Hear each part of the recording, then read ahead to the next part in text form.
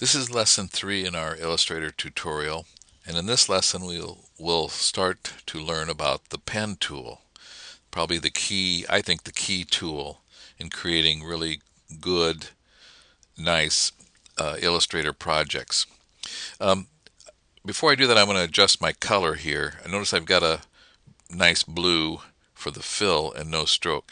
When you're using the pen tool, it's often much better idea to work with a stroke and no fill so that you can see what you're drawing, the shape that you're drawing without the fill intervening.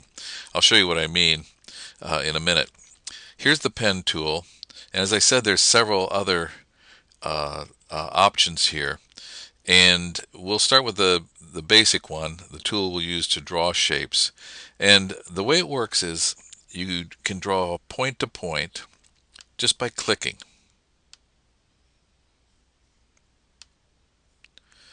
And one of the secrets of doing a good job with the pen tool is to always close your polygon. Always come back to the beginning. Notice that the cursor changes slightly with a little circle there when you get to the beginning. And that's important because for controlling color in your shapes, you need to have closed polygons. Now, I'm going to reverse my stroke and fill here. And now you can see the shape, how that works. Let's delete it and start over again. What if I do something like this, where I cross and I close my polygon? This is allowable. And if I swap out, you see I can get a shape like this. Now, sometimes these kinds of shapes are difficult to work with because you have to control the various points and they all have a relationship with each other. See, and the more complex that relationship is, the harder it is to manipulate. So we may make this, if we were going to do this for a real project, 2 triangles rather than 1 shape like this, but that's the way you would do it. Now, the beauty part of the pen tool is that it is a great way to draw curves. And the way this works is, instead of just clicking point to point, you click and hold the mouse key down and then drag. And you notice it's creating these handles. You can kind of set those the way you want. And then the next point, that forms what we call a bezier curve. And you can draw smooth, rounded shapes. Now you see what I mean by preferring to have the stroke rather than the fill, because we can't see exactly what the shape is going to be, nor can we see if we've closed our polygon. There we go. And then we come back to the beginning and we drag again and finish our shape.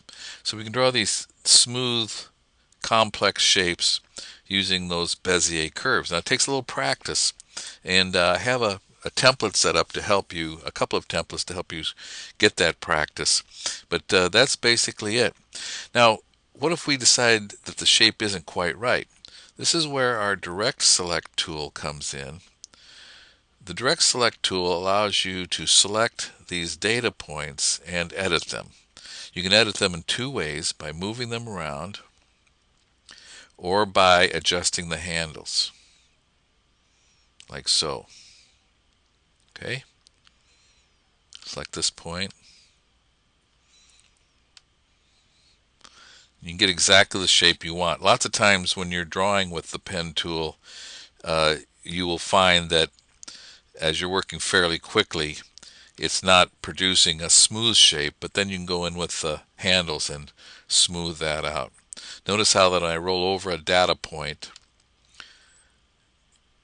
I get the arrow to light up, and then I can adjust that data point. Now, what if we didn't want this smooth, but we wanted it to be a sharp corner? The way we would do that would be to convert it, and that's what this tool is, Convert Anchor Point tool. Now you notice that I can go over here to the tool palette and call up that tool, and when I click, it turns it into a corner point, and we can convert the whole shape if we want into that sort of polygon. I'm undoing that. Command or Control Z will undo it. Okay. There's another way we can do it. As you're working with the pen tool, you can hold the Command key down, Command or Control, and you'll get the direct selection tool. So that allows you to edit as you go, or to edit without giving up your pen tool. You'll notice that when I roll the pen tool over a data point, I get a minus sign. That means I can just click and erase that pen tool. When I roll the pen tool over just a segment here and click, notice I get the plus sign. I can add a data point, so that's useful. And if I hold the Option key down, or the Alt key on a PC, then I get my conversion tool. And the conversion tool allows you to either convert the tools by clicking, or you can click and drag and convert it that way from a corner point to a smooth, what we call a smooth point.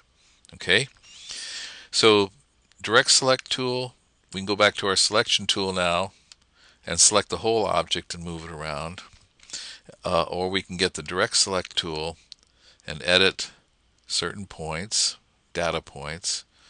We can convert it using our conversion tool, hold the Option or Alt key like so, and that's pretty much how the pen tool works.